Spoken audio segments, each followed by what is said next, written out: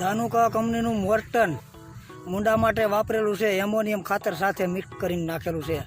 તારીખ 1/8/2024 વાપર્યું હતું. આજે તારીખ 5/8/2024 એટલે 4થે દિવસે રિઝલ્ટ મળેલું છે. આ મૂંડા મરેલા બારા નીકળી ગયેલા છે.